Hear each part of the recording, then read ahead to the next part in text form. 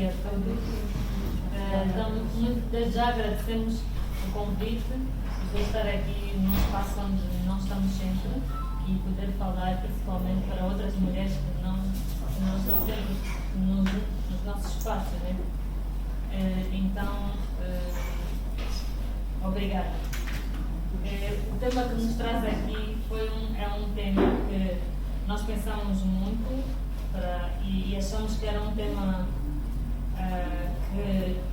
que é um tema pertinente e importante de falar, porque já é uma discussão que tem havido noutras geografias e achamos que era o momento de começar a tornar também público, a trazer para o espaço público essa discussão aqui em Angola, porque de facto é muito pouco falada e é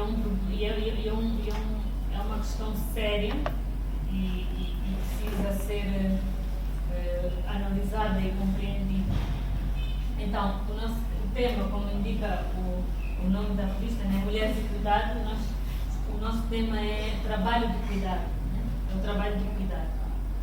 E para quem não está muito familiarizado com o termo, o trabalho de cuidado, assim, muito rapidamente, é aquele trabalho que é realizado principalmente no espaço doméstico, também no espaço público, acaba, como vamos ver, acaba por se verificar, que é o trabalho de cuidar de uma casa, cuidar dos filhos, cuidar de idosos.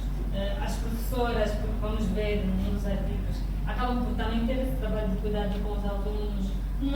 Nos hospitais a mesma coisa, e são espaços onde a maioria das pessoas que realizam esse trabalho são mulheres. Nós vemos que a maioria das professoras, né, a maioria dos professores primários são mulheres, a maioria dos enfermeiros são mulheres, e no espaço doméstico, que é a nossa casa, quem realiza maioritariamente o trabalho de cuidado são mulheres. Então, um ponto de partida é nós olharmos para o trabalho de cuidado como duas vertentes, como um trabalho que acontece maioritariamente, né, nas relações, né, no privado, mas que é um tema público, é uma questão pública, e o trabalho de cuidado é um bem público, e nós chamamos de bem público porque sabemos que esse trabalho que é realizado acaba por beneficiar todo um sistema económico, um sistema social, porque alimenta, subsidia. Quando nós temos,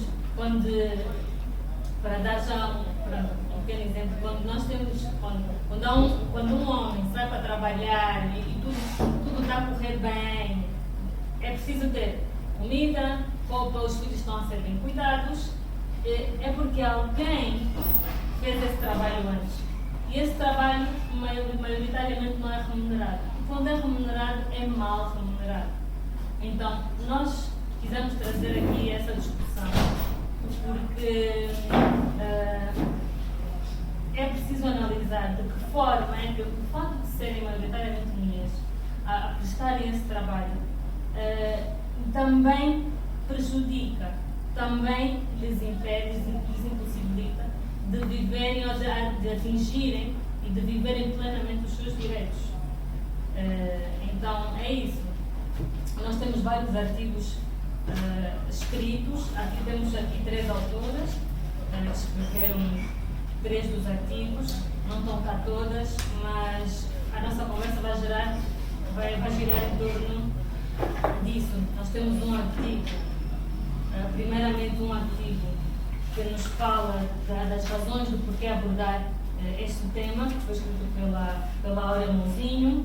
Depois temos um segundo artigo, que é sobre políticas públicas para o trabalho de cuidado não remunerado. Isto foi feito com base numa ferramenta que se chama a ferramenta da Oxfam, e foi analisado, né, o ponto central era analisar-se de que forma existem políticas públicas em Angola que tenham impacto de alguma forma no trabalho de cuidado, que auxiliem, que facilitem, não é? E aqui foram abordadas várias questões. Não está aqui nenhuma das autoras desse artigo, mas é muito interessante ver para vermos de que forma é que as estruturas políticas, não é? Estão organizadas num sentido de também auxiliar o trabalho de cuidado, com políticas sobre a água, sobre a eletricidade, infraestruturas, se existem em Angola, não é? se auxiliam nesse sentido. E depois nós temos um outro artigo sobre experiências e lutas das professoras no ensino primário público, que foi escrito pela Francisca, e aqui ela vai explicar melhor sobre o seu artigo, mas é para nós termos um olhar de como estas profissões, né, são feminizadas, não sei se é o né? E depois também um artigo sobre a privatização e mercantilização dos cuidados de saúde reprodutiva da mulher, que foi escrito pela Cristina, e também aqui vemos a mulher no cerne destas questões, não só porque a maior parte das mulheres, na verdade é a maioria da população, e a maior parte das mulheres não tem acesso a cuidados de saúde privados. E mesmo quando se tem, não se garante que é melhor, como nós vamos ver, né? Mas não tem. E depois, maioritariamente vão para os hospitais públicos, maternidades, enfim, e também são atendidas maioritariamente por mulheres, que também estão lá a atender e a prestar esse trabalho em massa, muita gente, então são muitas mulheres. São poucas mulheres a cuidarem de muitas mulheres e acaba por ser um trabalho também que é importante olhar e ver as suas contribuições. Depois foi feito, temos um artigo, na verdade é um artigo de infográficos, sobre um inquérito que foi feito nas nossas redes sociais sobre o tempo, né, os padrões de uso de tempo na realização das tarefas de cuidado. Quanto tempo as mulheres demoram a realizar determinadas tarefas e que impacto é que isso pode ter na utilização mesmo do tempo para outras coisas, e não, como nós vamos ver, reduz bastante o tempo que as mulheres têm para realizarem depois outras tarefas, seja a nível profissional ou então com menos rendimento, não é? De realizar as suas tarefas profissionais ou mesmo ter tempo de cuidado para si, acaba por não se verificar isso. E depois temos um artigo sobre práticas familiares e comunitárias do Estado, de cuidado, foi escrito pela Chinguita.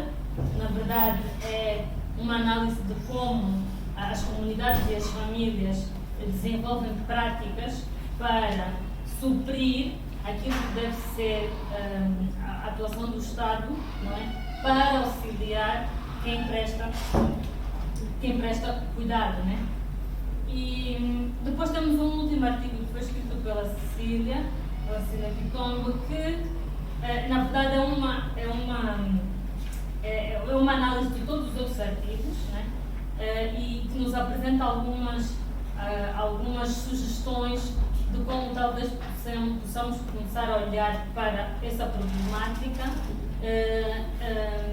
tanto do ponto de vista do Estado como do ponto de vista privado, doméstico. Então ela apresenta-nos aqui várias soluções que podemos depois ir falando mais adiante. Então, assim sem mais delongas, eu não sei se posso começar, Cristina, queres começar?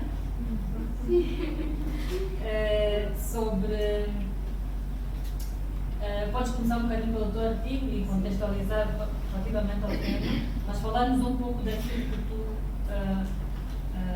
Na verdade, este artigo foi escrito pela Cristina e também pela Francisca, né, que foi em coautoria. Portanto, Francisca, se quiseres também depois subsidiar, estás à vontade, sobre aquilo que vocês encontraram, né, no vosso processo de escrita e passa a palavra. Sim, bom dia a todos e a todas. Bom dia. Sobre a privatização e a mercantilização dos serviços de saúde na área da saúde reprodutiva, quem ganha e quem perde, nós começamos por conceitualizar o que vem a ser privatização e mercantilização. Quando nós estamos a falar de privatização, estamos a falar que os serviços de saúde, para pertenciam ao setor público ou eram providenciados pelo setor público e passaram a ser providenciados pelo setor privado ou em parcerias público e privado. Já quando nós estamos a falar da privatização ou da mercantilização destes mesmos serviços, quer dizer que os serviços chegam a ser realizados dentro da lógica comercial, ainda dentro do setor público. E segundo uma das entrevistadas, Filomena Jamba, uma mobilizadora da saúde pública, faz a distinção entre serviços privados e serviços privatizados. Quando nós estamos a falar de serviços privados, refere-se a serviços particulares. Nunca em nenhum momento foi um bem público ou serviço público. E quando nós estamos a falar de serviços privatizados, noutrora pertencia ao setor público e passou a ser providenciado pelo setor privado. E ambos os fenômenos estão embasados em uma perspectiva neoliberal. E sabemos nós que quando estamos a falar de neoliberalismo, é uma corrente baseada na liberdade do indivíduo em maximizar as suas preferências. E esta mesma corrente é apologista de que o Estado não deve intervir na economia. Então, quando os serviços são privatizados, está basicamente ligado a esta corrente. Mas, com base nos dados e as nossas pesquisas apresentadas pelo INEM, segundo o inquérito de indicadores múltiplos, realizado em 2015 e 2016, cerca de 89,9% corresponde a uma taxa de informalidade feminina e, por sua vez, 45% corresponde a uma taxa de atividade feminina. E, por sua vez, quando os serviços de saúde na área reprodutiva, na área de ginecologia, são privatizados, as mulheres não têm como aderir, devido a quê? Há três principais fatores. Primeiro, a decisão de sair de casa, que normalmente é determinada pelo nível de escolaridade. O segundo fator, que tem a ver com as barreiras geográficas de transporte ou financeiras. E o terceiro fator, que é a distância. Dentre esses fatores mencionados pelo INEM, por este inquérito, existem dois principais inquéritos, que eu acho também que estou incluída, né? O primeiro fator, que é a obtenção de dinheiro para aderir ou acessar, ou para aderir aos serviços de saúde na área de ginecologia, na área da saúde reprodutiva. 63% das mulheres angolanas não têm condições para aderir aos serviços privados. E, por sua vez, 52% não têm condições devido à distância, o motivo de distância faz com que elas não acedem aos serviços de saúde. E é neste contexto que nós devemos olhar e refletir como o surgimento da privatização dos serviços pode agravar mais problemas das mulheres. E eu trago aqui um exemplo próprio. Normalmente, se nós irmos, por exemplo, a um centro médico ou na maternidade, não há consulta de ginecologia. Temos que ir nos hospitais gerais, por exemplo, na América Boa Vida, temos que ir na Maria Pia. Então, eu me lembro muito bem, em 2017, estava bom, desde o meu período menstrual, né? Sofria de muita dor de bexiga. Era vômitos, era ficar sem comer durante 2 dias. Então eu resolvi falar com o papai para me levar em Caxias, não bem no hospital, porque lá onde fazem consulta de ginecologia. Posto lá, fiz as consultas, muito bem. O doutor receitou-me alguns fármacos para comprar, pediu-me para fazer a ecografia. E cheguei em casa fazendo papai, está aqui os fármacos, está aqui a receita, preciso de comprar isso e aqui. O papai disse que não tenho dinheiro, não tenho condições. Então, mais do que a implementação de instituições de serviços de saúde para responder ao problema da saúde reprodutiva das mulheres angolanas, o Estado angolano deve garantir ou implementar para quê? Os fármacos. Porque nas nossas farmácias hospitalares nós encontramos o que são mais? Paracetamol e quê? Quartem. Os medicamentos que nós precisamos realmente não é público.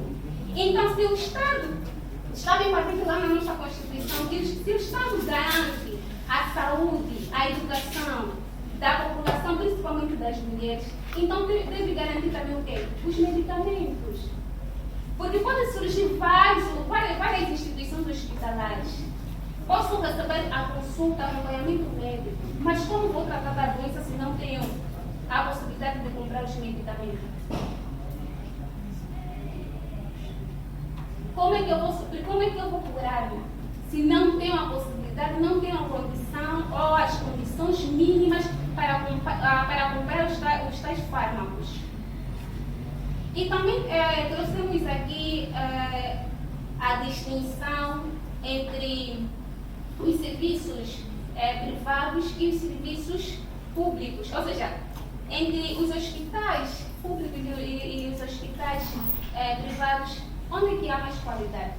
Alguém pode me responder, por favor?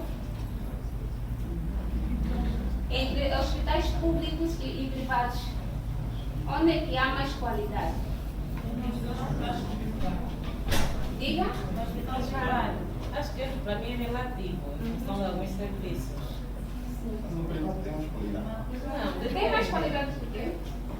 Porque há todo um olhar atento, por exemplo, ao nível do equipamento, ao nível da formação das próprias pessoas que vão atender os clientes.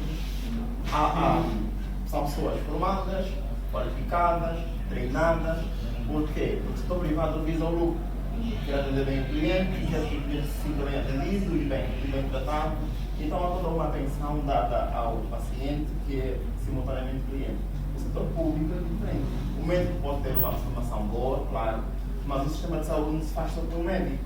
Né? Tem todo um aparato que precisa de ser ali atentado. Então, sim, podemos ter médicos no setor público muito bem formado, mas existem outras lacunas que ficam em aberto no setor público.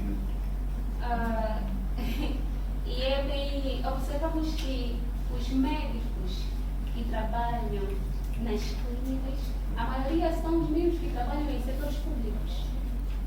Então, se temos profissionais no setor privado, também temos profissionais no setor quê? Público. Então, para nós classificarmos qual é o setor que tem mais qualidade, tem a ver com o quê? Com o lucro, com os equipamentos, com o profissionalismo, principalmente com o atendimento o quê? Ao público.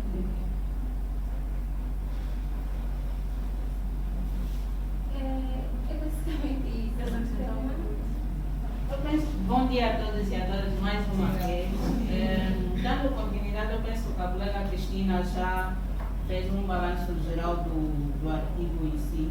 Mas eu queria simplesmente acrescentar um bocadinho em linhas gerais, dizer que o principal objetivo do nosso artigo é refletirmos a implicação que tem a privatização de determinados serviços que são essenciais para as mulheres, sobretudo a questão dos serviços reprodutivos. É bem verdade que nós, sobretudo nos centros, nos hospitais públicos, há serviços de ginecologia que são, até certo ponto, pagos. E são essenciais porque são as mulheres que geram vida, são as mulheres que tendem, até certo ponto, a criar o crescimento populacional, podemos assim dizer. E é essencial que a gente reflita nesses aspectos. E quando a Cristina traz a questão de o setor privado e o público, qual é o de maior qualidade? Na verdade, o objetivo não era bem ir para a questão de qualidade, porque, tal como ela frisou muito bem, os próprios médicos, os próprios profissionais que estão nas clínicas são os mesmos que estão nos hospitais públicos. E principalmente por ter aqui mulheres, normalmente na gestão da maternidade, principalmente as privadas, né? Se posso assim dizer, quando se tem alguma irregularidade ou algum problema no processo de parto, elas são levadas para as maternidades públicas. O que leva a crer que não é necessariamente a qualidade, mas sim como é que este bem privatizado e ainda por cima comercializado, que devia ser um direito para todas as mulheres como tal. Eu penso que... Nesta vertente, desculpa só, surge a seguinte pergunta. Com o surgimento da privatização do serviço de saúde, quem ganha e quem perde? Neste caso, quem ganha o quê? Quando o Estado privatiza o bem público, quem sai a perder? A mulher. Porque o Estado vai receber alguma verba, vai receber dinheiro, porque está em parceria. Já a mulher perde, porque não tem quê? Não tem condições mínimas para aderir a este mesmo serviço e para combater a mesma doença. Obrigada, Cristina. Obrigada, Francisca, pelo acréscimo. Eu achei muito interessante este artigo e depois também de fazermos aquela questão de que quando elas vão massivamente para a maternidade, acontece que, como bem frisou, alguém frisou ali, há um médico, mas depois quem faz realmente o trabalho maioritariamente são as enfermeiras, que são mulheres e que estão ali a prestar um trabalho de cuidado, não doméstico, mas agora no setor da saúde, e cujos seus direitos também, quando profissionais dessa área, não são acautelados. Xerica, acho que podemos passar por aqui e depois tornarmos a questão um pouco mais abrangente. Como eu referi há pouco, é um problema que pode acontecer maioritariamente no espaço privado, mas que é da responsabilidade do espaço público, do Estado, porque nós estamos aqui a falar de um bem público. Então, eu queria, Xerica, que, pegando no teu artigo, conseguisses descortinar assim essa questão. Sim, nós sabemos que o trabalho de cuidado normalmente é feito por mulheres e é tratado, como fala o artigo da Mana Áurea, o primeiro, ele é tratado, o trabalho de cuidado é visto como é associado ao amor, que as mulheres devem cuidar do lar porque elas, por causa dessa relação de marido e mulher, né, amam os seus maridos, amam os seus filhos, então é papel delas proverem o cuidado dentro do lar. E o cuidado, o amor é demonstrado a partir da limpeza, cozinha, lavar roupa, cuidar da medicação dos filhos, ir ao hospital com as crianças. E muitas das vezes vemos que elas começam às 5 e só terminam depois dos outros irem para a cama. Então, muitas das vezes o trabalho de cuidado é todo ele posto para a mulher numa forma como se fosse demonstração de amor, e aí acabamos por não falar o que vem mais abaixo, quais são as consequências disso para as mulheres. Mas indo ao meu artigo, o artigo fala sobre como as mulheres acabam por fazer o papel do Estado muitas vezes. E nós vemos isso dentro do contexto, por exemplo, as mulheres nós temos o direito, as mulheres não, enquanto sociedade, existe o direito de termos creches públicas. E nós não temos creches públicas, ou se temos, são muito poucas. E nós sabemos que ajuda as mulheres teriam se as creches públicas de facto fossem implementadas porque isso de alguma forma ajudaria a elas próprias a irem para o mercado de trabalho, a estarem um pouquinho mais leves sobre esse cuidado, mas infelizmente elas não têm isso e muitas vezes elas ou têm que deixar com uma prima, têm que deixar a criança com uma prima para terem de trabalhar, têm que deixar com uma vizinha, quando o Estado devia subsidiar isso implementando creches públicas. Aí vem, como no meu artigo coloquei, há mulheres que dão respostas a isso criando, por exemplo, cooperativas. E no artigo temos o exemplo da senhora Maria Mateus, que criou uma cooperativa no Fazenda, como se fosse uma espécie de uma creche, as pessoas dariam, né, alguma contribuição que não fosse assim tão cara, porque nós quando olhamos para as creches, nós olhamos para as creches não como um serviço público, como um direito que nós temos. São poucas as mulheres que veem a creche como um direito e normalmente são aquelas que têm maior acesso à informação, porque nós, no nosso, como é que eu posso dizer, a nossa memória social foi construída para que as creches públicas fossem vistas como se fossem um bem de luxo.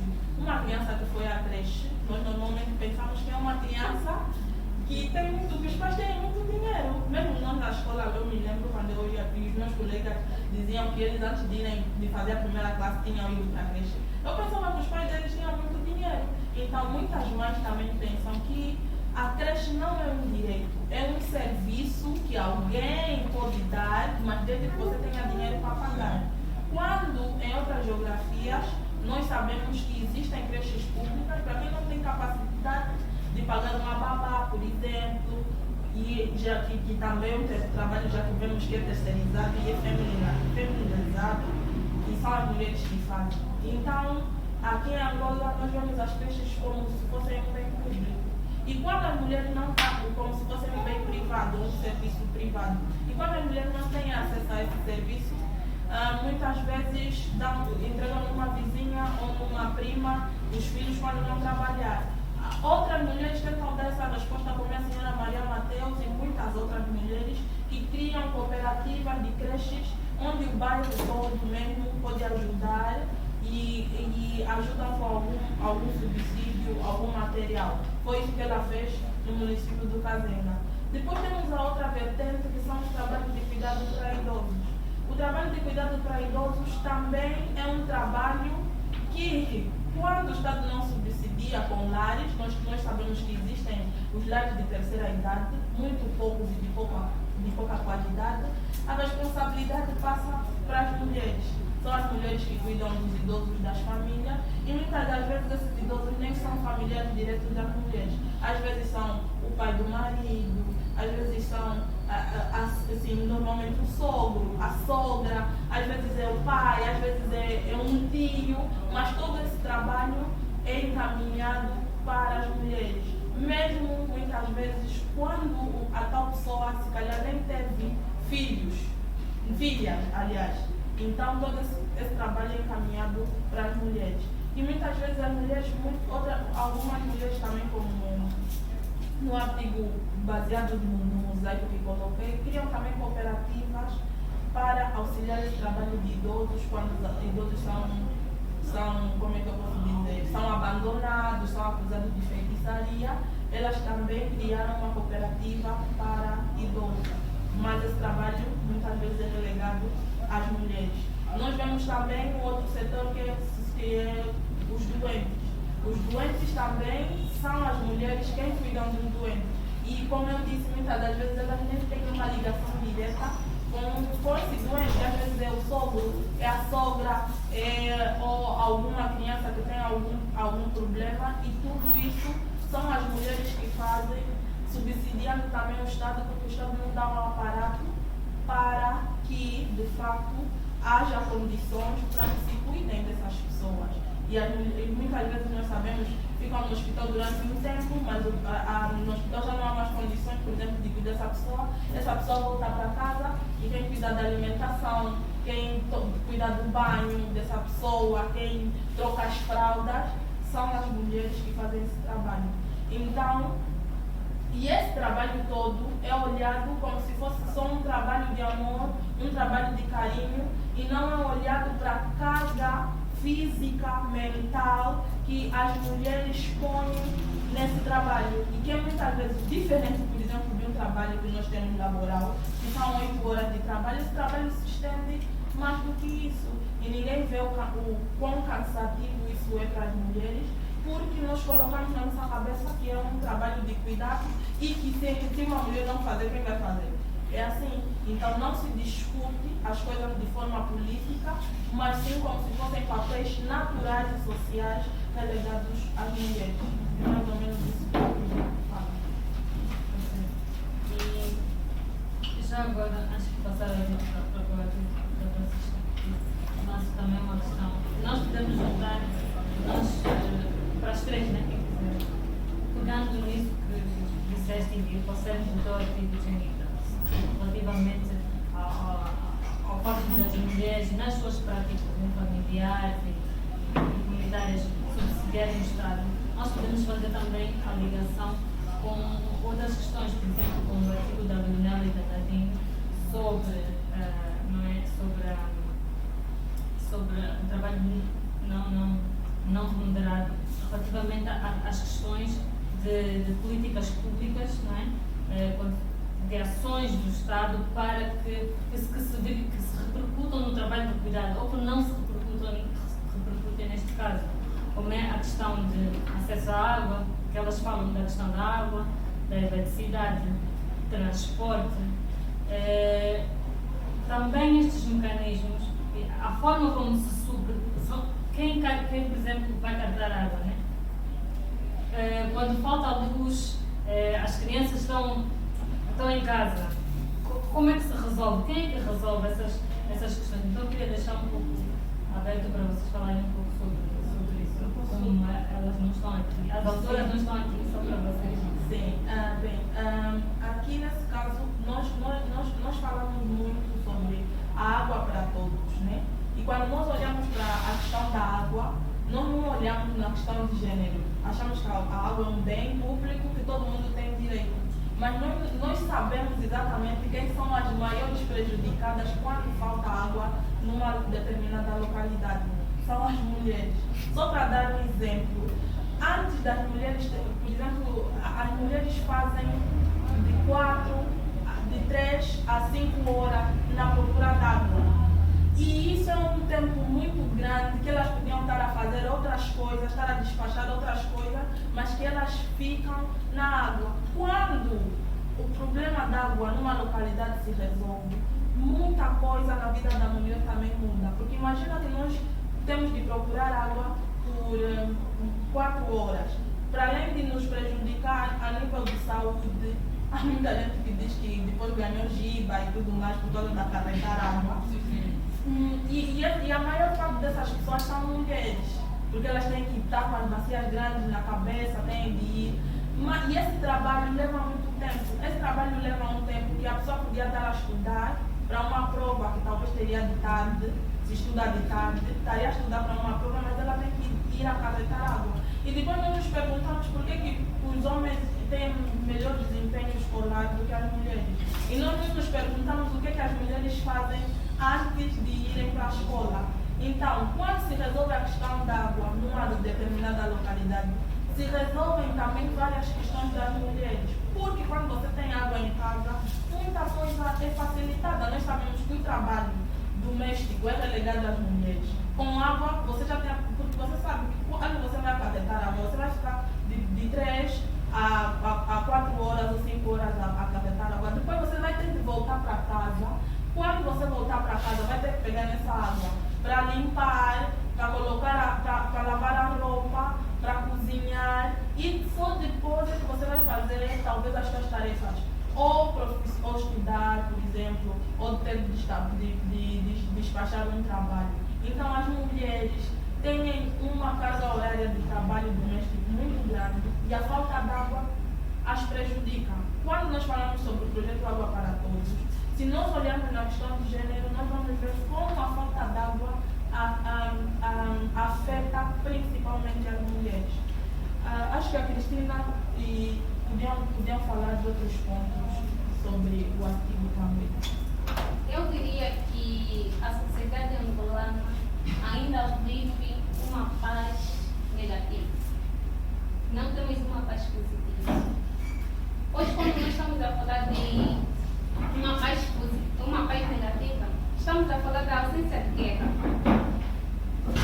Mas as dificuldades financeiras, as condições mínimas que uma família deve ter, nós não temos. A maioria das mulheres vive em condições precárias. É isso que a Genita disse agora. Nós sofremos, né, à procura de um pão, à procura de água. Para quê? Para nós sobrevivermos. Nós estamos à procura de quê? De uma paz positiva, onde haja que harmonia social. E quem lhe dá este bem é o Estado angolano. É o Estado angolano.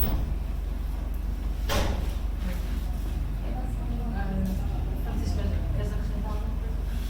Eu penso que tanto a Tchenguita como a Cristina falaram sim muito bem sobre a contribuição do artigo da Nadine e da Leonela. E falar que o trabalho de cuidado não remunerado ainda é uma das lutas, porque em outras geografias a questão de pensão por este trabalho já existe, sim, senhor. Infelizmente nós atravessamos essa dificuldade. Tanto a questão da água como as próprias condições de serviço de saúde que também vimos e a questão também das professoras que vemos também, é um bem muito essencial para a questão, sobretudo, da formação, não só das próprias mulheres, mas também para a contribuição de outras. Estamos a falar das questões da satisfação das necessidades dos próprios filhos ou dos próprios agregados familiares. Já que estamos contigo, podes já passar e contar-nos um pouco sobre a tua experiência na escrita do teu artigo, que entrevistaste profissionais do ensino primário, então podes nos trazer essa experiência relativamente à... Visto que a educação é de conhecimento geral, que é uma ferramenta muito importante se quisermos ver desenvolvimento no país, e é essencial que olhar para um professor é olhar para uma pessoa, e uma professora neste caso, é olhar para uma pessoa que consegue transformar vidas, consegue desenvolver o sentimento crítico de determinados estudantes. Então, sendo nessa perspectiva, o artigo consiste em apresentar uma radiografia das experiências de profissionais numa atividade de trabalho remunerado. A escolha da educação, neste caso dos professores, ou melhor dizendo, das professoras, foi devido à importância enquanto pilar de bem-estar social e também por apresentar as dificuldades que estas mesmas profissionais enfrentam. No artigo encontramos alguns fatores que causam a feminização da profissão, visto que no princípio a Isabel fez muito bem, dizendo que normalmente nós verificamos maior parte do ensino primário professoras, porque é a questão do amor, tal como disse, e o trabalho do cuidado também. Então, o artigo está repartido em poucas partes, estamos a falar de 4 capítulos, em que a primeira é trazer uma perspectiva breve sobre a questão da divisão sexual do trabalho, demonstrando que a integração das mulheres no âmbito laboral sofreu por muitas transformações, sobretudo pela questão da organização social que elas mesmo tiveram dentro da estrutura social da sociedade, que é a questão do sistema patriarcal, em que confere poderes aos homens e quando comparados com determinadas tarefas, determinadas profissões, como as mulheres nesse caso, vemos que as mulheres encontram-se num papel secundário, trazendo a perspectiva de que há trabalhos que ou são vistos como preferíveis homens fazerem e tal como há trabalhos que olham socialmente como vistos que as mulheres devem ser realizados, que é o caso das professoras, o caso das enfermeiras, entre outros. Já na questão das experiências e lutas, foi recolhida 2 entrevistas a 2 professoras de ensino primário público, a professora Lourdes e a professora Teresa, e elas contam um bocadinho das experiências que elas passam no exercício das próprias funções. Começando primeiramente pelas condições de trabalho, que são aquém das expectativas, porque tal como a Tchenguita começou a questão da água, professores não conseguem tanto fazer determinada higienização, mesmo no recinto escolar, por falta de água. Outra questão consiste também na própria inserção do estudante ou do aluno, visto que a sua primeira experiência, o ensino primário, comporta os alunos dos 6 anos até excessivamente 10, se não estou em erro. E então, visto que eles têm determinadas educações, né, ou vão adquirindo valores de determinados sítios, torna-se um bocadinho difícil porque determinados alunos vêm com os seus comportamentos de casa. Isso acaba também por afetar no bom progresso e no processo de ensino e aprendizagem. Estamos a falar também de uma condição que foi frisado no artigo sobre o número elevado dos estudantes ou dos alunos, melhor dizendo, dentro da sala de aula, tal como a lei prevê, o sistema de base do ensino prevê no máximo 30 alunos. Mas se formos em algumas escolas públicas, este número excede e torna a realidade cada vez mais preocupante, porque um único professor não consegue dar conta de, suponhamos, 60, 50, 70 estudantes ou 70 alunos da vida. Eu penso que, dando continuidade, outra questão das experiências e que acabamos também, devido aos problemas que fomos encontrando na questão das entrevistas, surgiu a necessidade de trazer como um subcapítulo que é a questão da análise do quadro do Orçamento Geral do Estado no período de 2019-2022. Porque discute-se muito que o Estado angolano disponibiliza poucas verbas para o ensino, para a educação. Elas encontram-se na prioridade do Estado até o momento de 2022, não é? Na quarta posição. Podem encontrar isto mesmo numa das páginas do livro, em que, infelizmente, seriam os primeiros pontos a serem abordados. Se fosse na hierarquia das necessidades, podíamos focar a educação, podíamos focar a saúde, e infelizmente não é isto que se vê. Eu penso que Isabel, vou dar a palavra em linhas gerais. Eu vou só fazer assim um apanhado para depois, se vocês quiserem dizer algumas últimas palavras, e depois podemos passar também para quem quiser fazer algumas questões, para não usarmos o tempo todo. Acredito que também desse lado estejam. Eu voltei aqui para o primeiro artigo, foi escrito pela Áurea, e eu acho que ela aponta aqui três teses muito importantes, e eu queria só que ficasse na nossa cabeça para reflexão e discussão, que a primeira é, e desculpem se vou ler, mas acho que fica mais fidedigno se fizer isso. A primeira é o cuidado, e já foi mencionado aqui, mas pronto. O cuidado é um bem público indispensável para a manutenção da vida e do bem-estar, estando organizado socialmente em ciclos que envolvem famílias, o Estado, o mercado e outras instituições sociais que existem e surgem nos espaços entre estes. A segunda é o cuidado se materializa não pela força do amor, como a Janguita referiu, né? Mas pelo trabalho geralmente estimulante, não ou mal remunerado, e que com enormes sacrifícios por parte de quem cuida e com enormes sacrifícios por parte de quem cuida. Por isso se fala em trabalho de cuidado. E a terceira, para uma organização social justa de cuidado, é indispensável reconhecer, reduzir, remunerar o cuidado, assegurar os direitos das trabalhadoras e dos trabalhadores de cuidado e reivindicar o cuidado como bem público garantido por serviços públicos. Então, pegando nestas três teses e em tudo o que elas já referiram, era importante, e como conclusão, frisar algumas sugestões que a Cecília nos traz no artigo dela, que é o último artigo.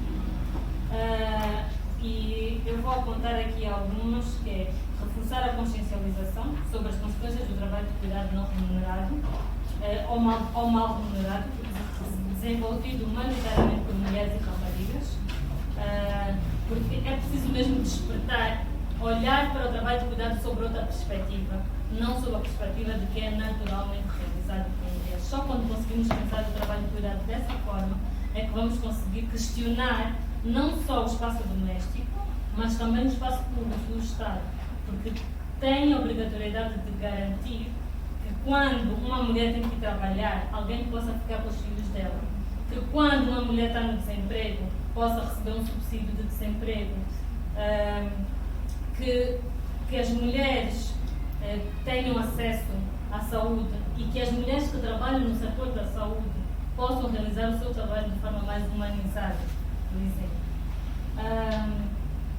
Criar políticas públicas para masculinidades positivas. Eu estou a referir a esta porque estão aqui muitos senhores, Então, este é um ponto muito importante, porque a forma como se pensa o trabalho de cuidado em casa deve, claro que começa pelas mulheres, e essa consciencialização delas de poder impor e também de fazer valer aquilo que é, de forma que o seu corpo e a sua mente sentem esse trabalho, mas é preciso essa consciência também nascer nas mentes masculinas e se desconstruir essa ideia de que o trabalho de cuidado é sobre mulheres, cabe às mulheres, não cabe.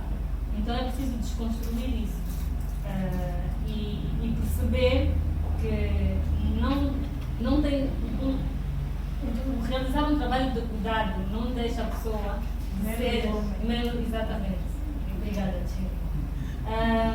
Depois, promoção do diálogo social transversal para os movimentos de mulheres, sindicatos, instituições de Estado, instituições empresariais, entre outros. Esse diálogo transversal é importantíssimo e está aqui a referir às instituições empresariais, porque nós não podemos esperar, empresas, entidades patronais não podem esperar que uma mulher que começa com uma jornada de manhã, porque ela desperta antes de todos, isso é algo que não é discutível, porque isso se vive. Nós vivenciamos isso, é das nossas vivências. Acordar de manhã cedo para preparar para organizar todo um dia para todas as pessoas que estão em casa, vai trabalhar e quando chega a casa tem que voltar a outra, são 3 jornadas, tem que voltar para fazer de novo todo esse trabalho e preparar o dia seguinte também. Então, empresas, entidades patronais têm que, quando olham para uma trabalhadora mulher, não se pode olhar para uma trabalhadora mulher da mesma maneira que se olha para um trabalhador, não é? Para um trabalhador homem. É preciso atender a essas questões para se poder fazer uma avaliação às vezes mais justa do rendimento e essas empresas próprias cooperarem com as próprias instituições estaduais para se resolver e amenizar essa questão. Acho que são estas. Então, em jeito de conclusão, eu achei que era importante frisar aquelas 3 teses, essas 3 sugestões para trabalharmos e refletirmos agora. Não sei se querem ter umas últimas palavras para passar a palavra à audiência. Acho que agora vamos passar para a audiência e alguma coisa que tivermos de apresentar para ser mais muito. Não sei se se tiverem alguma questão, priorizamos as mulheres para as questões. Sim. Primeiro as mulheres. Se alguma das senhoras tiver questões, Por favor, não se acanhe. ou Sugestões, ou partilhas, não se acanhem. Sim. Mas podes começar que é para descongelar. Esse espaço é vosso, eles são só convidados. São as estrelas aqui hoje. Eu queria pegar um pouquinho, né? Vocês disseram, eu acho que é uma discussão muito necessária, mas eu entendo, né, que essas questões todas de cuidado estão bastante ligadas, né, à forma como fomos educadas. É uma coisa que já agora, educadas e educados, devemos desmistificar.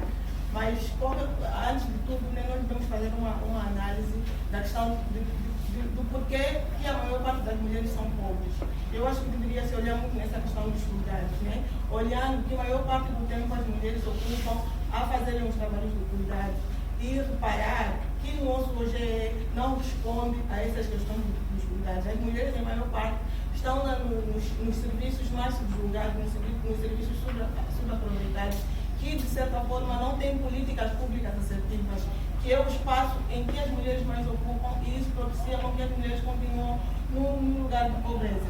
Ou seja, é importante que as mulheres e os homens comecem a mudar essa questão do pensamento, principalmente, né, pensar que a ideia de cuidado é exatamente sobre a mulher. É o seguinte, não se quer que as mulheres deixem de fazer, mas se deixarem de fazer para estudar, para trabalhar, para se profissionalizar, para nós ainda muito bem, porque isso vai acabar, de certa forma, com o nível de pobreza que existe entre as mulheres. Mas não é isso que se quer. O que se quer é que se levante uma consciência, que se discute essas questões para que hajam políticas públicas que possam albergar e que possam ser equitadas para todos e para todas. Então é importante que se entenda essas discussões, que se entenda esse artigo nessa perspectiva. Né? Aproveitando, né, que vocês, e todos nós temos aqui um material, todas e todos temos um material muito bonito, para lermos um pouquinho mais e lembrar que as questões de cuidado, as questões menos aproveitadas, que em maior parte das mulheres empobrecem as mulheres. Vamos então, de forma conjunta, lutarmos e trabalhar para que isso seja algo que se acabe, para que se criem políticas públicas, para que se criem meios onde podemos, de certa forma, incluir todas, principalmente. Então, para quebrar assim o gelo, era isso. Se calhar vai surgir mais alguma coisa. Então, estamos à espera de outras meninas para poderem... Fiquem à vontade, pessoal. Fiquem à vontade. Sim. Alguém levantou? Sim, vamos falar. Como é que se chama? Meu nome é Ruth Demelo. Quem? Ruth Demelo. Ok. Sim, gostaria apenas de acrescer o que a minha amiga disse sobre educação. Normalmente os trabalhos de cuidado são incluídos na nossa mente de ter a idade lá na nossa casa. Vou dar um exemplo que acontecia muito comigo. Os meus pais faziam sempre menção de que eu tinha que fazer mais trabalhos em relação aos meus irmãos. Eu tinha que fazer mais, eu tinha que fazer muita coisa por ser mulher. Primeiramente, porque eu teria marido na minha casa, ninguém me ajudaria e blá blá blá. Mas eu sempre tive a ideia de que nós tínhamos que repartir. Eu tinha que fazer uma parte, os meus irmãos tinham que fazer outras. Não é obrigatório, por ser mulher, fazer todos os trabalhos, porque isso cansa, eu estudo. Bem feito que eles estudam também, então não tenho que fazer todos os trabalhos, os meus irmãos ficariam assim. Então eu acho que é mais ou menos, deveríamos primeiro frisar, né, no que é a nossa educação, ou que os nossos pais nos incluíram. Eu não sei quando é que nasceu, eu não sei se é algo de cultura, não sei se é nossa cultura, se já nos colocaram isso na nossa mente. E aí, então, devíamos partir também da nossa casa, da sensibilização dos nossos pais, em fazer perceber que nós não temos essa obrigação por sermos mulheres. Nós temos os nossos direitos e temos os nossos deveres nas nossas casas. Então, deveríamos pisar por aí também, começar por aí, pelas nossas casas, pelos nossos pais, nos impormos. Sim, eu sempre fui uma pessoa que sempre me impus, tipo, eu não gosto de dizer, tipo, tens que fazer isso e aquilo, não. Eu tenho as minhas opiniões, então é muito complicado estar sempre a aceitar. Quando aceitamos, então, as pessoas vão achar que, tipo, é bom para nós e nós aceitamos porque nós gostamos, enquanto não. E a minha questão é como devemos nos posicionar como mulheres diante de injustiças relacionadas aos trabalhos que seriam de responsabilidade do Estado, ou o Estado é que deveria custear, porém são incumbidas a nós e acabam nos impedindo de cumprir o nosso neoliberalismo.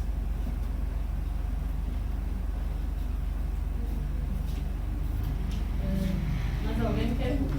Já? Já? É só? Já. Mais alguém? Olha outro. Bom dia. Sabrina da Costa. Primeira vez que participo do encontro passivo, venho do bairro Paraíso, pertence à Associação das Mulheres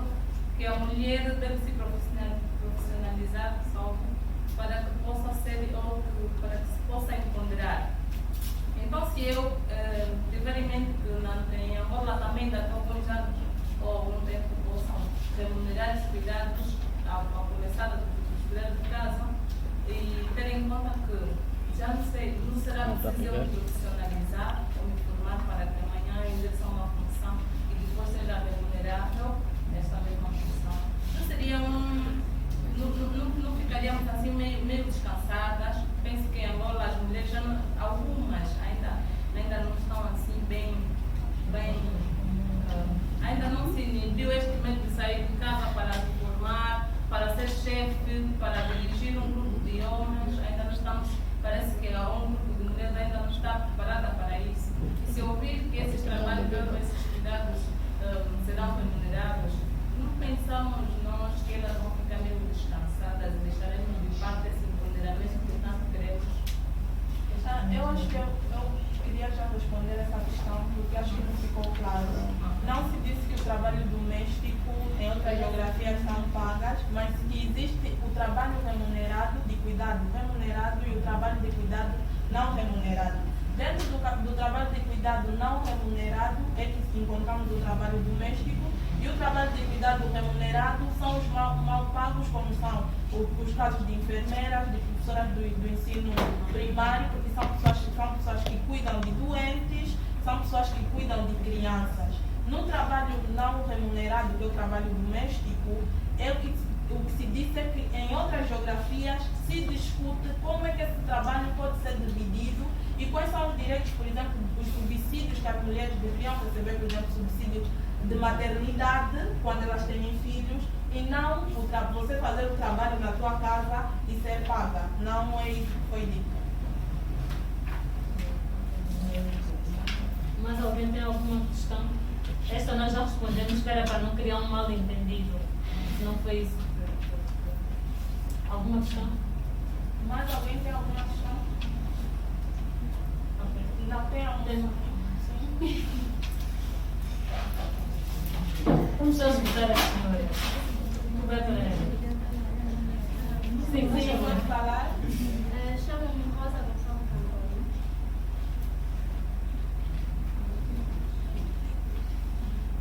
Posso pedir? Sim, pode ir. Enquanto ouvi atentamente a explanação das palestrantes, a última terminou dizendo que as organizações de empresas não poderiam olhar para uma trabalhadora mulher do mesmo jeito que olham para um trabalhador homem. Gostaria de entender se essa abordagem centra-se no ponto de vista remunerativo ou do ponto de vista das atividades efetuadas na mesma organização.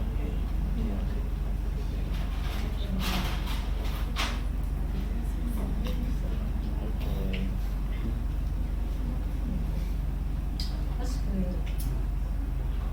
podes responder, podemos responder estas duas? Depois, né? Para não acumular muitas questões. Depois passamos na outra. Tem interesse em começar com o programa? Não sei. Querem começar? Foram feitas duas questões. Não sei se apontaram primeiro. Sim, sobre a questão sobre o que devemos fazer quando o Estado não financia os serviços essenciais. Primeira prática seria já a consciencialização de que estamos a ser violados, nossos direitos estão a ser violados. Segundo outras formas, temos as manifestações, temos, tal como estamos a ver hoje, uma forma de sensibilizar, de forma que tanto a questão cultural, que muito bem frisou, que temos pais, temos encarregados de educação que frisam que as mulheres devem determinadamente fazer mais trabalhos domésticos em questão dos homens. Isso é um fator cultural. A maior parte das famílias tem essa raiz. Então, quando se faz esse trabalho de consciencializar a pessoa, também no objetivo de fazer com que as pessoas saiam daqui conscientes de que têm de fazer também e dar continuidade a um projeto que cá começou. Então, poderíamos começar com mesmo a própria a colega que fez a questão, não é? Poderia começar mesmo por casa, já demonstrando às suas irmãs que o trabalho de cuidado não deve ser olhado numa perspectiva simplesmente de temos de fazer porque somos mulheres, até porque tem muitas condicionantes que até podem, de facto, criar obstáculos no nosso futuro. Eu acredito que não somos bem, acredito.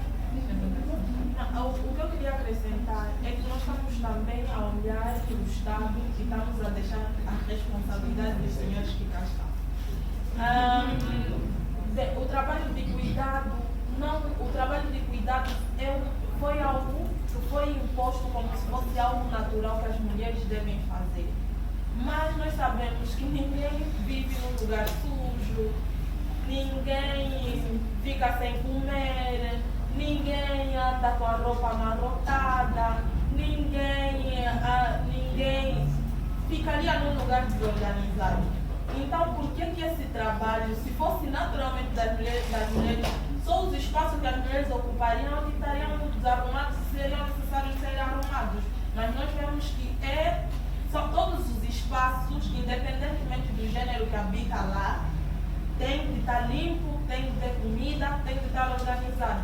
Então, é essencial que, para além do trabalho de conscientização que nós vamos fazer às mulheres sobre que esse trabalho não é natural, foi algo que nos foi imposto em forma de amor, e que isso, de alguma forma, nos empobrece enquanto classe, como disse bem a Rosemira, porque as mulheres são as mais pobres, as mulheres é que fazem o trabalho não remunerado e remunerado, pouco remunerado de cuidado. E as mulheres é que têm, às vezes, um desempenho escolar abaixo por causa desse excesso de trabalho de cuidado. As mulheres é que têm um desempenho profissional abaixo também por causa desse trabalho excessivo de cuidado. Porque, como bem disse a Isabel, são 3 jornadas. Ela acorda, é a primeira a acordar para organizar as crianças que vão à escola, organizar o pequeno almoço do esposo e dela, estar a correr daqui, dali, lá. Depois tem de ir trabalhar, vai fazer às 8 horas e depois, quando chegar, vai ser a que vai fazer o jantar, vai ser a que vai lavar a louça para não ter louça de manhã e não ter baratas em casa, vai ser a que vai ver como é que as coisas estão arrumadas para amanhã as crianças irem à escola, e enquanto os outros estão a dormir, ela é a última também a dormir.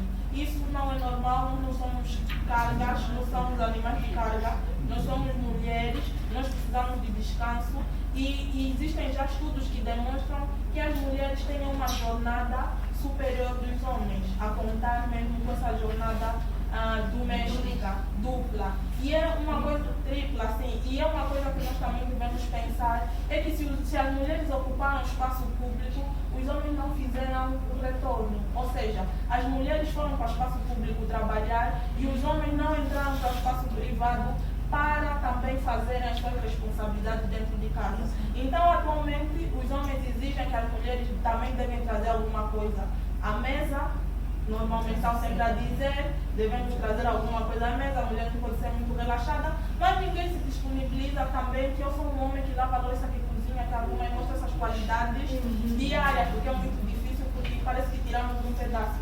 Então, é necessário que nós também nos responsabilizemos por isso. Nós estamos a falar sobre o Estado tem os seus deveres, mas nós, enquanto pessoas individuais dentro do nosso espaço privado, é necessário que nós pensemos que o trabalho doméstico não é um trabalho só relegado às mulheres. É necessário que se divida as tarefas para que também os encargos que a pessoa tem possam ser diminuídos. Uma pessoa que estuda, uma pessoa que trabalha e ainda tem que cozinhar e não sei o quê, claro que não vai ter 18 na prova. Claro que o homem vai ter 18 a matemática, você não vai ter, porque você não teve tempo de exercitar. Então, as mulheres, isso tudo faz com que as mulheres tenham um desempenho muito fraco. E é necessário que se diminua isso. E é como se diz aquela pergunta sempre clichê: será que existiria o Albert Einstein se não existisse a esposa dele para cozinhar? Porque é necessário que nós tenhamos, como diz a Virginia Woolf, é necessário que nós tenhamos um quarto todo nosso, só tendo um quarto todo nosso, para nós sermos escritoras, grandes escritoras. Você não vai conseguir ser uma grande escritora. Para as crianças a correrem, você precisa de espaço para escrever. Você precisa de fazer um almoço, você precisa de não sei o quê. Então, os homens vão para o espaço público brilhar porque existem mulheres em casa a cuidarem do que eles deviam cuidar. E é necessário que os homens se responsabilizem em relação a isso. É necessário que aprendam a cozinhar, porque cozinhar é algo de sobrevivência e não é algo relegado à mulher. É necessário que aprendam a limpar, a engomar, e não é ajudar em casa, é também fazer, porque a casa também é deles. Eu queria só acrescentar uma coisa rápida, porque nós também temos que olhar para o nosso contexto. As mulheres angolanas, vou falar das angolanas, não todas, mas as africanas, nós sempre trabalharam, quase sempre. Não é como, por exemplo, na Europa, que houve épocas mesmo que as mulheres, quer dizer, não ficavam em casa, não é? O homem é que saía mesmo. Nós, houve uma palavra, a nossa história é um pouco diferente, então, e sempre que tivemos essas jornadas, não foi? Então, é importante começar mesmo a saber. Agora, claro, nós estamos as mulheres estão num outro espaço, né, como a senhora disse, a ocupar cargos, né, a desempenhar outras funções que antes, né, a poder exercer profissões que antes não exerciam, ok, e o retorno não aconteceu, mas era importante contextualizar naquele sentido. Tinha uma segunda pergunta. Sobre a questão do... Sim, eu sabia, acho que não, quando eu mesmo foi a Rosa, né? sim, a pergunta, sim, sobre as empresas assim. Do ponto de vista, né? Sim. Remunerativo ou da atividade. Na verdade, eu estava a falar, estávamos a referir, né? Relativamente à mesma atividade, ao desempenho da atividade. Porque é muito diferente uma pessoa que descansou bem, dormiu as horas todas da noite, ou não teve que acordar de noite para dar de mamar, por exemplo, porque a nossa licença de maternidade atualmente em Angola são 3 meses, mas as crianças não continuam a acordar de noite depois dos 3 meses. Então a pessoa já começou a trabalhar, a mulher já começou a trabalhar, mas ainda volta de noite para dar de mamar. Okay? Então, a pessoa quando vai para o trabalho não está com a mesma frescura, a mesma energia que está um homem que logicamente não tem filhos e que dormiu a noite plenamente e que está ali com aquela energia toda. Não há. E tem outros aspectos também biológicos das mulheres que não são considerados no mercado de trabalho.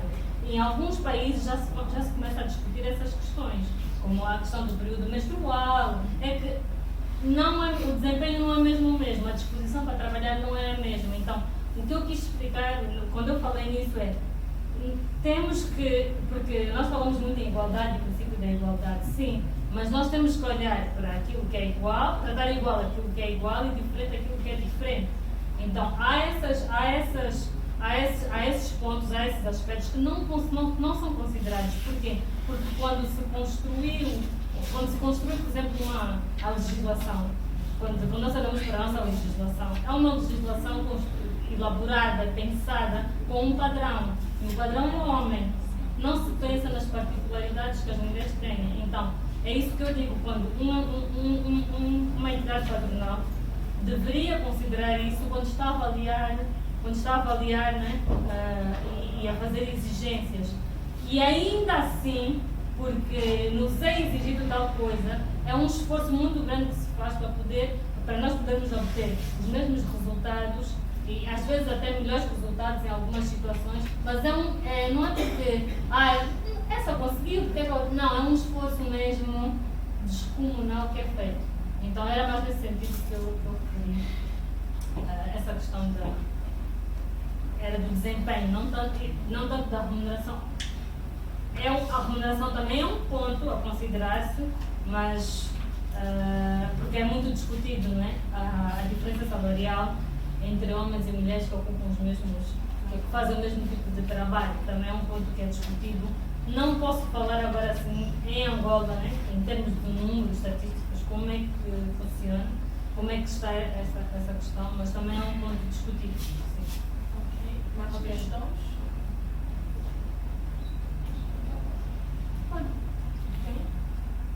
Tem alguém? Acho que sim.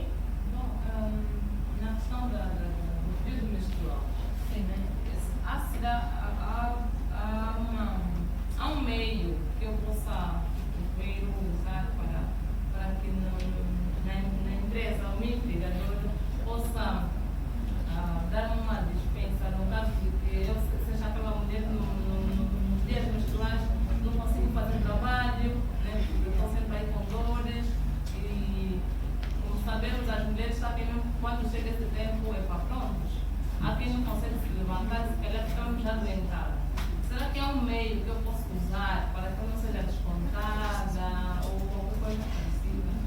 A nossa legislação ainda não prevê isso. Isso é uma ideia que muito poucos Espanha. Eu acho que só vi Espanha até agora. Não sei se algum país da América. Não sei. Mas Espanha é que já. Acho que a gente não. Acho que algum país da América Latina já tem. Mas nós não temos aqui ainda um mecanismo legal que podemos usar e dizer, nos termos de não sei o que, eu posso. Ainda não temos. E é esse trabalho. Por isso é que falamos há pouco dessa transversalidade, dessa conversa que tem que existir, não é? Entre as estruturas, Estado, famílias, as empresas. Tem de haver essa conversa para essas discussões começarem a vir, porque nós, infelizmente, ainda não temos. O nosso caminho ainda é bem longo. Acho que até chegar a essa parte vai ser complicado. Ok. Mais questões? Desculpa, nós estamos na fase da aprovação da lei do trabalhador. Não seria nesse contexto que deveria ser apresentada essa proposta? É verdade. E, aliás, eu acho que até já foi aprovada na generalidade. Já houveram outros pontos que foram discutidos. Eu sei que há a questão do aumento da licença ou do aumento dos dias para os pais, né? para o pai, que são 15 dias, na minha opinião, devia ser mais. Mas ainda, isso é um dos pontos que foi discutido, mas essa, nem sei se ainda se vai a tempo agora, né? Sim, porque na especialidade também contam com os grupos da sociedade civil. Exato, era uma questão de pensar e podemos. Vamos apontar na sugestão, ver o que é que se pode fazer. Ok. Se não tiver mais nenhuma mulher que queira fazer alguma questão, papo aberto aos homens. Mas só uma de cada vez. Acho que o tempo também já não permite mais perguntas. Sim. Sou o primeiro a falar. Manu Noma, de meu nome, membro da terceira divisão de Hip Hop Mulheres de Equidade. Desde já agradecer a presença das manas do Django Feminista. Muito obrigado. Ao falar sobre cuidados de mulheres, é muito importante e essencial haver sempre equilíbrio. É importante. O homem e a mulher devem, em toda a fase do desenvolvimento da vida, haver equilíbrio.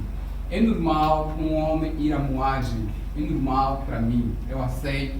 Se a mulher tiver a lavar a roupa, eu posso me encarregar, ir à moagem, fazer o moer do gomó, para depois então fazer o confeccionamento da alimentação. Até porque quem sairá a ganhar é mesmo nós que estamos em casa.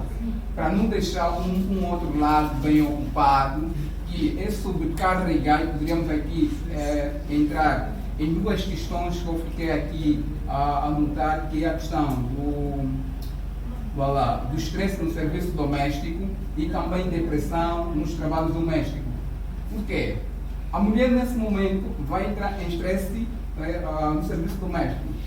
A comida não vai funcionar tão bem, tudo porque ela já vem subcarregada de uma atividade que acordou às 5 ou às 6 para fazer a lavagem da roupa, depois tem que preparar, se for ao meio da semana, tem que preparar qualquer coisa para os filhos irem à escola e tem que preparar um farnel, uma coisa parecida para então o filho levar. E mais, tem que cuidar do marido, se for aquele marido que tirou um tempo do seu serviço para ficar em casa e fica estendido no cadeirão e tal, e é um pai que dificilmente se movimenta, porque a mulher tem que fazer tudo. Não, a mulher vai entrar em depressão, e quando entra em depressão, aumenta a aceleração cardíaca dessa mesma mulher e outros problemas que a mulher vai enfrentando. Por isso é que você vê a mulher está sempre a queimar panela. A mulher está sempre, qualquer coisa, a mulher está sempre a queimar aí. É muito esforço mental que a mulher vai exercendo, que na verdade deve haver equilíbrio. Deve haver equilíbrio. É importante isso. A Francisca tocou num aspecto, falava sobre a experiência que teve a respeito das professoras no ensino primário, né, público. É isso, eu testemunhei isso com algumas colegas no serviço, que depois de elas darem à luz, elas tinham que ir novamente testar o serviço, que eram os 3 meses, e ela era obrigada a levar o bebê lá. Ou seja, tu tens que. E estava na iniciação, ela era a professora da iniciação. Imaginemos só, ela, a professora da iniciação, era obrigada a levar o bebê dela com menos de 5 meses à escola e tinha de cuidar com outras crianças. Mais um outro problema de estresse laboral. Então é importante haver um equilíbrio nisso e coisas do gênero devemos sempre colocar em nossa cabeça. Que mulher não é escrava, é auxiliar, é auxiliadora nesse caso do homem, e está lá para simplesmente ajudar. É verdade, é auxiliar mesmo. Sim, auxiliadora. Ok.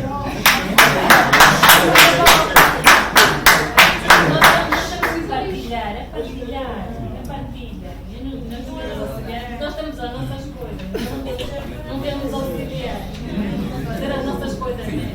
Os homens têm a consciência que devem fazer, devem ajudar, mas há aquelas questões culturais. E é o que a família vai dizer. Se encontrar o homem a fazer os trabalhos do meio. De cozinhar. De cozinhar. É normal, você vai Mas comer. é normal.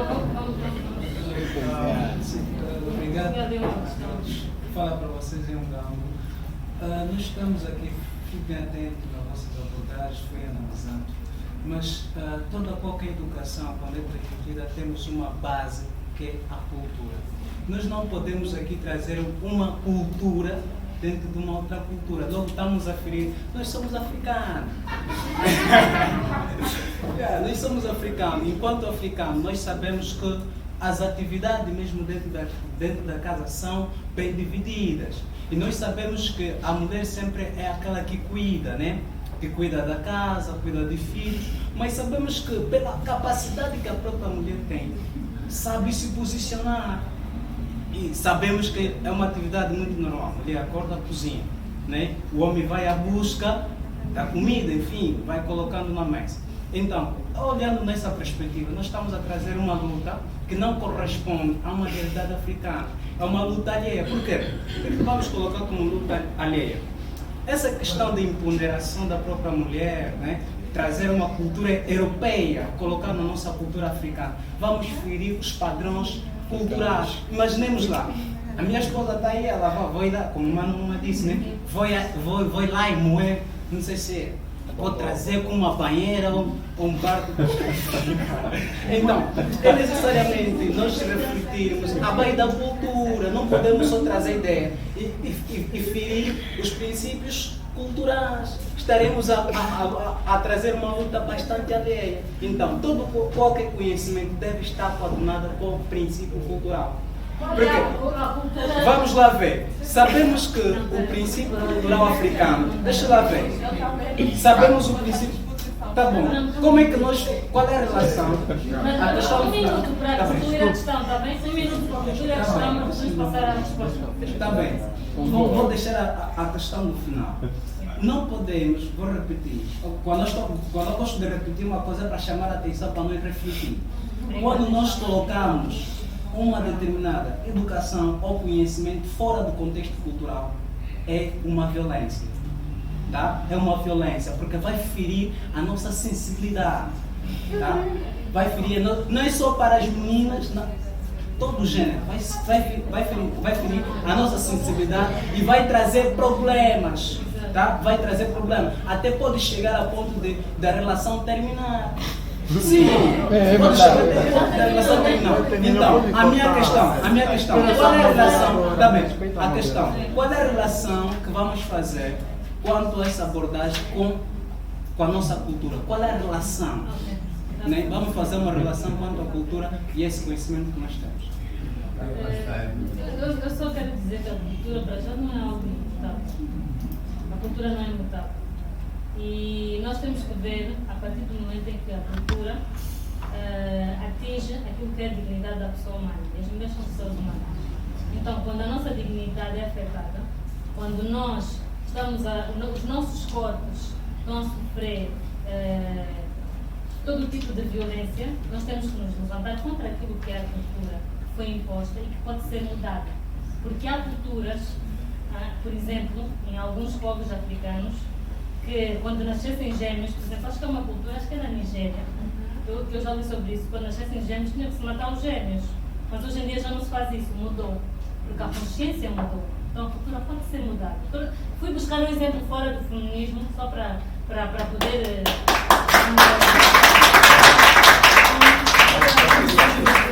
Acho que não precisa mais ter pressa.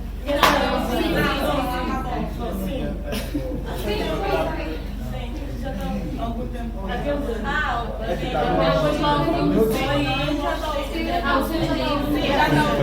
Depois dele é o senhor. E depois é que vai o moço lá atrás.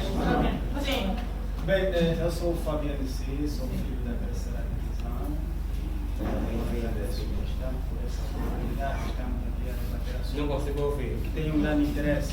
Na verdade, é muito simples. Nós devemos entender, não é, alguns posicionamentos de certas coisas aqui, porque se alguém defende que não, o homem não pode ir na mãe, não pode lavar louça, não pode fazer essas coisas, a culpa não é dela. O culpa é da pessoa que ele instruiu. Não é? Por isso é que nós devemos olhar na base. E nós vemos muito bem, nós somos pais. Por exemplo, eu sou pai, estou com a minha menina, e é claro, ela é menina. Só os brinquedos que lhe compra, nós lhes ensinamos já a ter cuidado, a cuidar da casa, porque ela lhe compra uma boneca, ela lhe compra um cadeirão, lhe compra aquele brinquedo aí da casa, de cozinha, tá vendo? E eu, como rapaz, você não pode esperar de uma menina que ela amanhã vai ter aquelas atividades de homem, nesse caso, né? Vai ir para fora, porque ela está a ser educada a cuidar da casa. Se nós olharmos muito bem, no rapaz, se nós destruirmos, não, você tem que cuidar da casa, você tem que lavar, tem que limpar o chão, tem que fazer comida, lhe aprender mesmo já desde a base. É claro que ele amanhã vai crescer já com essa maturidade de cuidar da casa. E quando amanhã ele vai manter, é claro que com a mulher vai haver aquela divisão de tarefas. Se a mulher está a fazer uma coisa, o homem também está a fazer outra. Agora, e nós vemos mesmo até nas escolas, alguém formado em educadora infantil, mas está a dar aula de matemática, no ensino médio e outras coisas. Tá? E quem é formado em química vai dar aula nos pequeninos, ela amanhã vai estragar o futuro dessa criança. Em vez de lhe ensinar como deve cuidar das coisas, ela vai lhe ensinar a fórmula para detonar. Isso é complicado. Nós devemos apostar na base porque isso é muito importante. Porque se nós ignorarmos a base, é claro que não estamos a fazer nada. Se hoje eu não cuido da minha família, não limpo o chão, a culpa não é minha, é porque eu fui instruído a não fazer essas coisas. Agora que nós temos uma consciência, uma forma como defensores de direitos humanos, nós sabemos que nós não devemos violar a liberdade daquela pessoa. Nós é que devemos instruir, temos essa responsabilidade de instruir as nossas crianças a como ter aquele comportamento que vale a pena. Por exemplo, as crianças não basta falar, elas têm que fazer. Então, se elas vão ver o pai e a mãe agirem assim como está a dizer, elas também vão reproduzir aquele comportamento. Exatamente. Ela vai saber que quando um dia casar, vai saber que o marido dela pode fazer, porque o pai dela fazia, partilhava.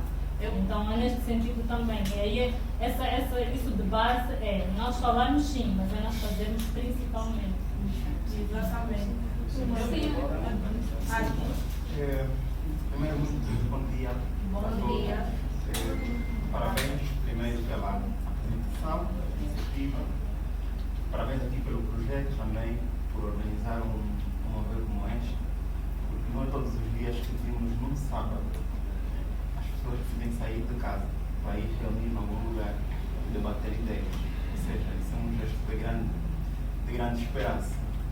De grande esperança. Eu sou escritor, sou pastor. Na verdade, com relação ao direito das mulheres, há muito que se diga, e há uma distinção muito antiga que os gregos faziam entre o trabalho intelectual e o trabalho manual. Aristóteles falava um pouco que se eu estou a pensar na construção de uma matriz elétrica, de uma lâmpada, você não pode me chamar para lavar roupa. Então, os gregos já faziam essa distinção da inferiorização do trabalho manual.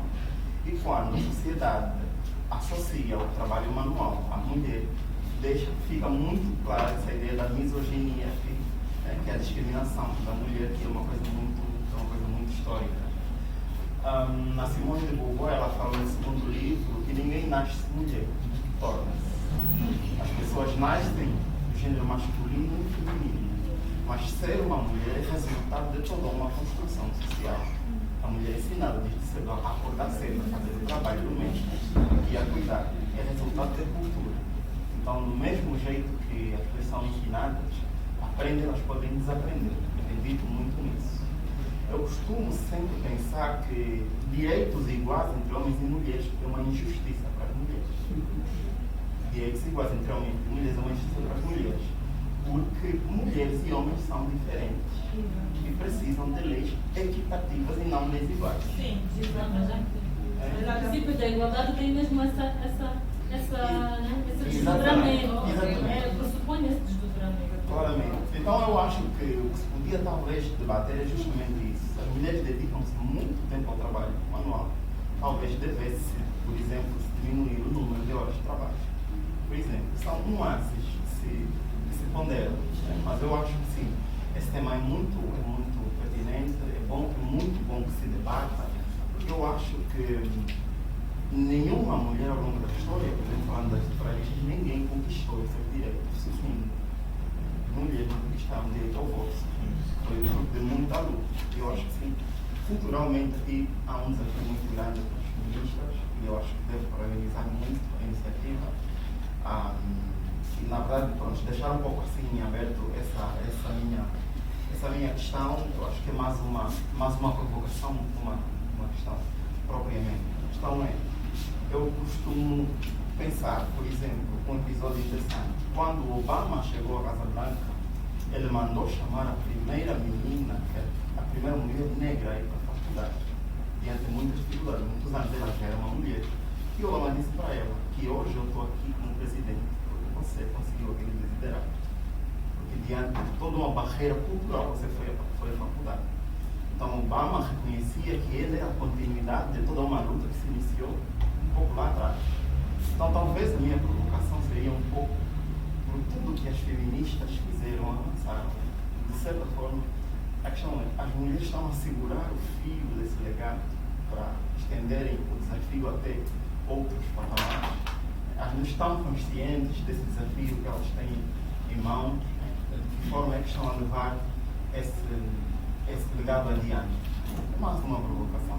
Obrigado.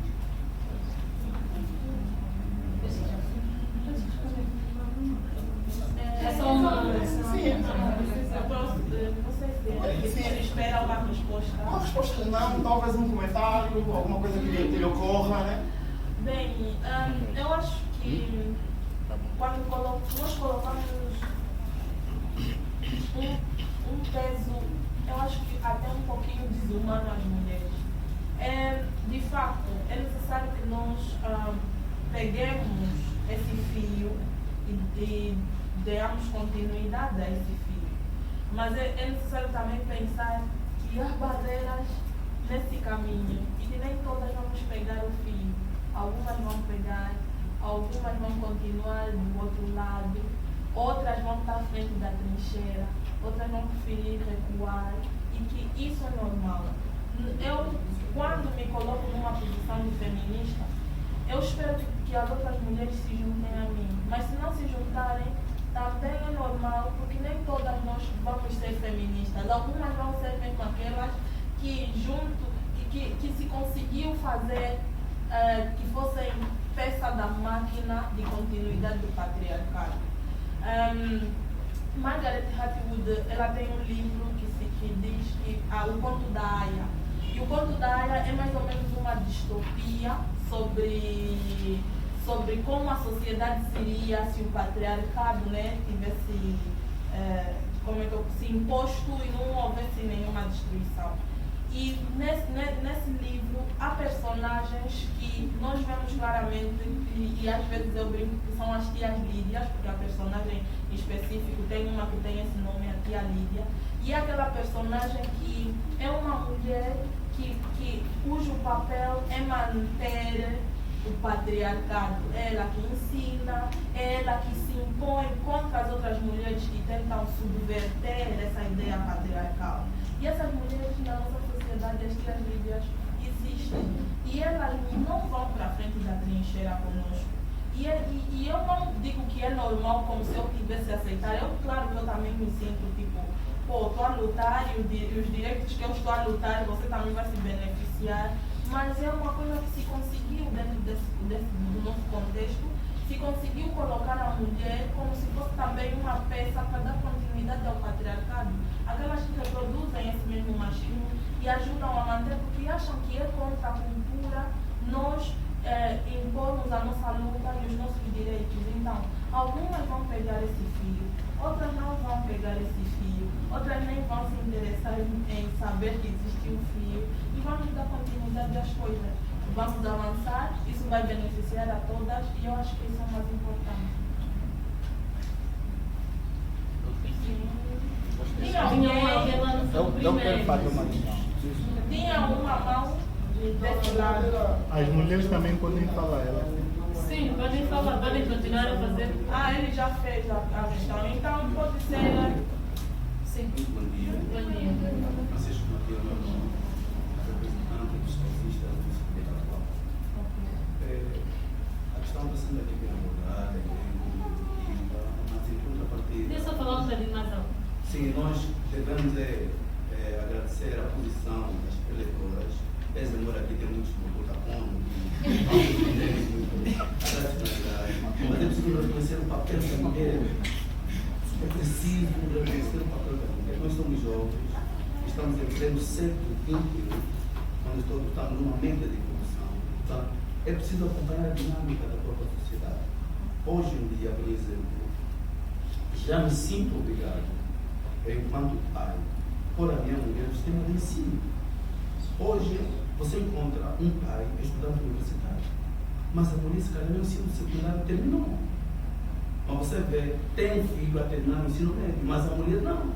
Então, quer dizer, nós metemos sempre a mulher na segunda e na terceira, na última posição. Não é normal. Você mais se forma numa determinada área. Estás ali a falar um português a portuguesar. E tens uma mulher que não entende quase nada. E você amanhã é convidado numa festa de gala. Tens até receio de levar a tua própria esposa. Porque sabe que ela não se enquadra. Então não é normal, não é normal. Nós devemos estar mesmo todos no mesmo pé de igualdade.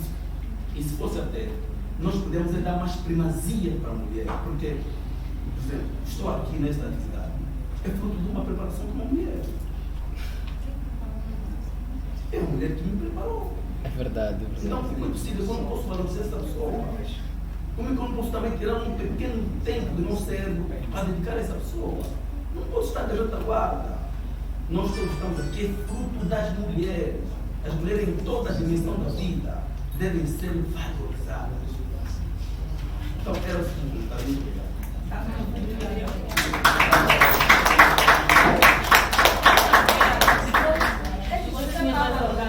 Já fez pergunta, dá prioridade às outras pessoas. Ok, sim, o de camisa branca.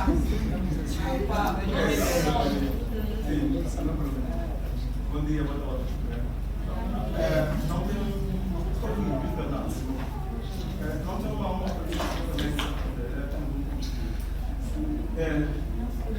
defendeu-se até no momento do gasto do americano, fazendo parecer que a essência africana, a cultura africana é patriarcal. E já dados corretos com que a essência africana não é patriarcal, é matriarcal. O bacana Maurício, ele está, por exemplo, no seu livro, A África Negra, que a essência da sociedade africana nunca foi a defesa dos homens, simplesmente, mas sim das mulheres. E já havia, ainda na sociedade africana, mulheres líderes. Temos aqui casos concretos, por exemplo, da Benzi, Gamandi e tantas outras. Não é? Então, essa ideia que nós temos de que a mulher deve ser totalmente submissa ao homem, que questões culturais têm mesmo que acabar. E outra coisa que a cultura falou muito bem, a cultura não é algo estático, não é fixo. Nós devemos tirar essa ideia de que a cultura é fixa. Não. A cultura é dinâmica, ela vai evoluir. A cultura está aí para servir um conjunto de pessoas. E a cultura não pode ser algo que vai ferir a essas pessoas. Se está ferindo, não é cultural, deve ser banido totalmente. Então tem que se analisar muito bem essas questões. Nós acabamos por. Vamos continuar sempre naquela ideia muito antiquada. Obrigado. Posso fazer a minha pergunta? Sim. A minha pergunta Espera, ele tinha visto. Eu de facto não tinha visto. Olha, ele já perguntou. Não, mas eu não fiz aquela pergunta. Sim, mas ele estava Bom, prioridade. eu sou Nelson Fernandes, membro também da televisão. Eu acho que é muito bonito quando mulheres se juntam para falar sobre emancipação ou sobre feminismo. Mas acredito que os maiores problemas que são discutidos, ou as pautas do movimento feminista, não pegam a base do real problema das discussões. Por exemplo, eu posso muito na questão da romantização do cuidado, ou seja, da mulher cuidadora em casa, como sendo algo de amor. Mas a pergunta que se faz é: quando é que surgiu a ideia da construção de que a mulher, ao cuidar da casa e do filho,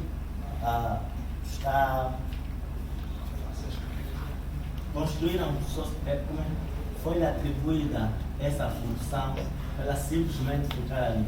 Por que não se pensa que foi uma atitude de escolha da própria mulher? Então há uma coisa que é preciso também compreender sobre a divisão dos próprios trabalhos ou dos serviços. Por exemplo, se o homem sai para fazer as coisas, sociedade moderna, o homem trabalha e depois paga as contas de casa, naturalmente. Acontece isso, a mulher fica em casa a cuidar dos filhos. Mas também tem o caso da mulher que sai, os dois saem, e tem alguém a cuidar dos filhos.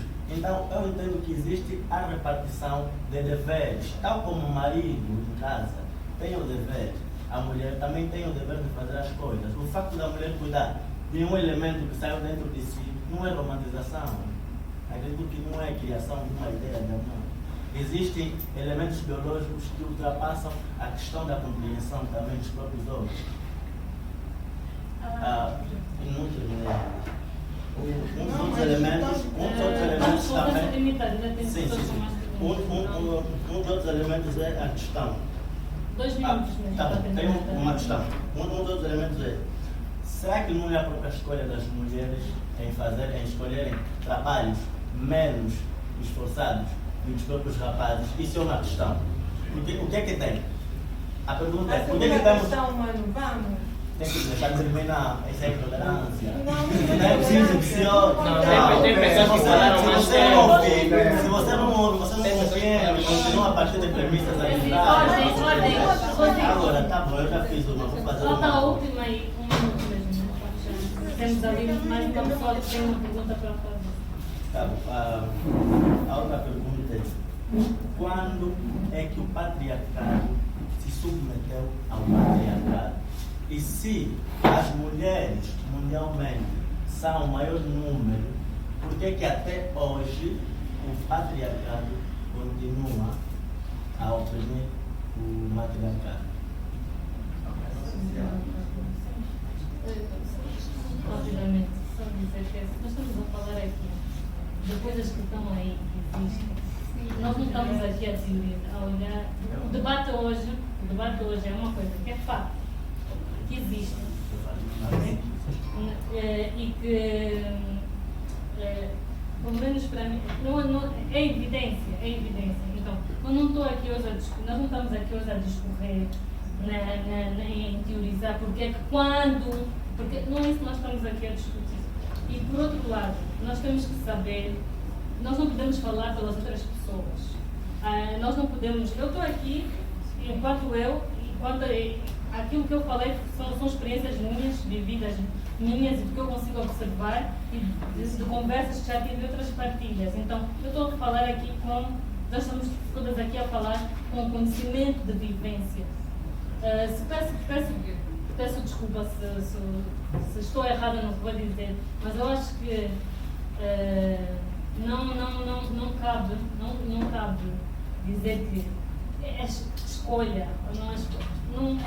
Acho que não cabe aqui, não tem sentido estarmos aqui a dizer que não é escolha. As coisas estão aí, eu não posso falar pelas mulheres todas que estão aqui, e nem por todas as mulheres do mundo, mas eu vou dizer no meu caso, não é escolha, fico extremamente cansada. Quando sou a irmã mais nova de 7 ou 8 irmãos e tenho que tomar conta dos meus sobrinhos, fico extremamente cansada e não tenho a mesma energia quando tenho que trabalhar e tenho uma profissão exigente. Então é isso que estamos aqui a falar. E é isso que está a acontecer neste momento e é isso que nós temos que estar a combater, senão não avançamos enquanto sociedade. Posso apresentar?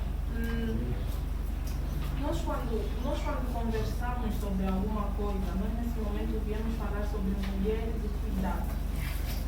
Mulheres e cuidado. E quando nós estamos num espaço para falar sobre algo e nós nos colocamos como se quiséssemos criar, não digo obstáculos, mas uma tensão dentro de um espaço, nós estamos a desrespeitar as pessoas que se predispuseram a fazer parte desse espaço. É o que você está a fazer, porque você colocou essas questões. Eu ia responder, mas eu não vou responder, porque você colocou, você gritou já para Rosimira, a intolerância e tudo mais, porque nós vemos que você não veio aberto a discutir, não veio aberto a talvez absorver uma ideia sobre trabalhos e cuidados. Você veio predisposto com as suas perguntas e tal. Hoje vamos falar de jornal feminista.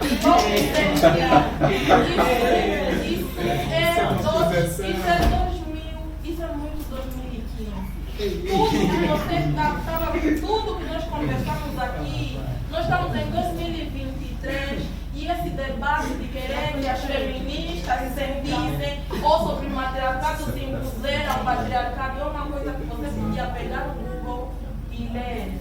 Não somos nós que vamos te responder isso, porque tem livros, enormes livros, e nós, quando você se predispõe a aprender sobre matemática, nós não temos a obrigação de lhe educar sobre isso. É uma coisa que você, se tivesse boa disposição, você ia pegar no Google e pensar, mas quando é que o matriarcado se... E você ia ver se de fato aconteceu isso, se de fato não, eu não vou discorrer uma aula quando eu estou a falar sobre trabalho e cuidado.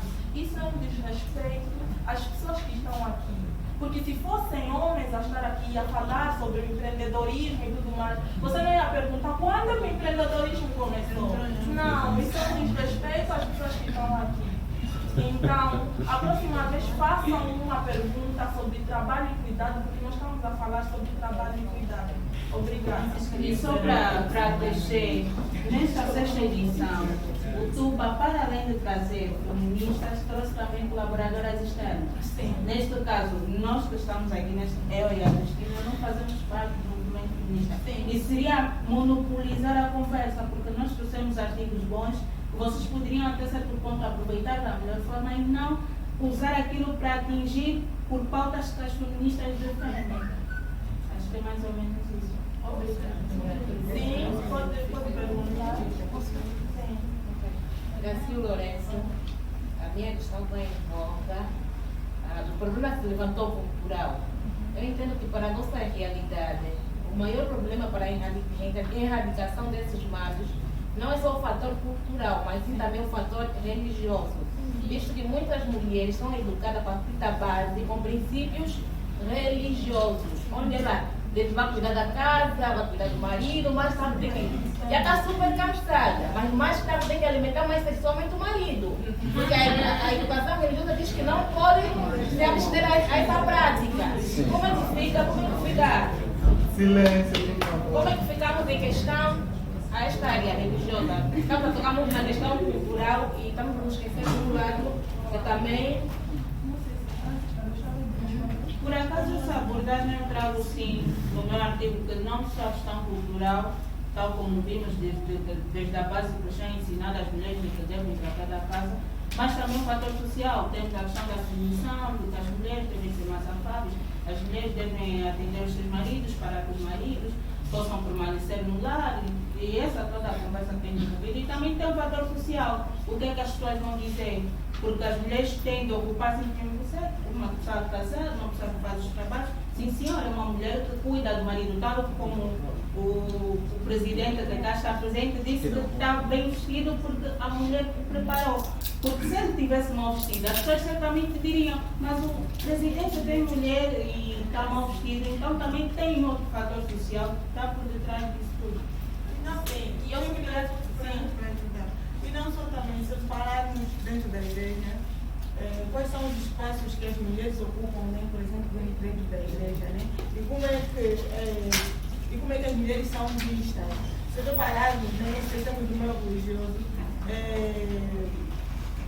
tem a sociedade das mulheres, tem a sociedade dos homens. Se tiver uma atividade da igreja, por exemplo, a administração da igreja, as mulheres vão se preparar para cantar, não sei o que, mas depois vão se preparar ainda para cozinhar, para servir o pastor, para limpar a igreja, para fazer não sei o quê. E essa questão da igreja, né, vem muito centrada naquilo que é a questão também do amor, na questão da obediência, que a mulher tem que ser obediente, tem que ser submissa, tem que ter essa questão toda do cuidado bem próxima dela. Então é importante entender que não é só a cultura que nos mutila, a igreja nos mutila, a sociedade nos mutila, e que nós precisamos de alguma forma começar a ver essas situações e a ver essas questões que estão em volta da situação da mulher. E é uma coisa muito importante que esse artigo traz também e que é uma análise que se faz, felizmente, aqui no nosso dia a dia. O tempo que as mulheres perdem a fazer os trabalhos de cuidado, o tempo que as mulheres perdem a cuidar, por exemplo, da igreja, a cuidar das questões de família, é um tempo muito precioso. E as mulheres têm um grande potencial, que deveria sair da cozinha, deveria sair do espaço para cuidar. Hoje, em pleno século XXI, como disse a Maria Teresa, não é admissível que mulheres percam o seu potencial na cozinha. Então é uma coisa muito importante. Os trabalhos de cuidado são importantes para todos e todas. Precisamos conhecer isso. Que mulheres e homens precisam se manter limpos e precisam se manter cuidados.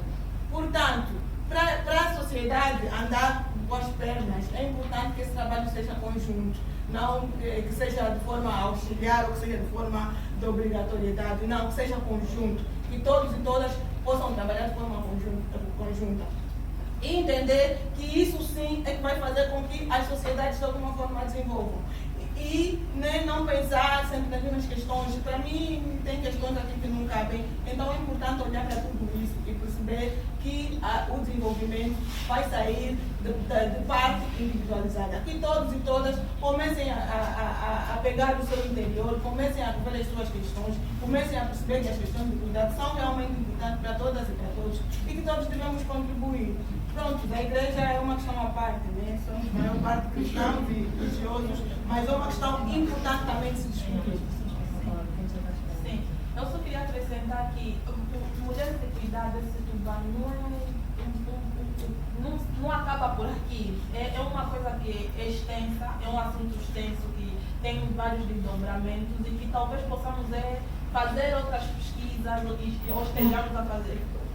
O que eu incentivo as outras mulheres é que se façam outras pesquisas para que se mostrem outras abordagens dentro desse assunto sobre trabalho e cuidado e talvez, convido já a talvez desenvolver um artigo mesmo ligado ao trabalho de cuidado e à religião.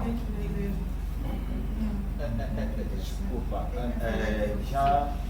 eu acho que a minha questão, mas é a seguinte, eu queria saber primeiro, quem é o machista como tal? Não, mas eu acho que essa questão já está ultrapassada.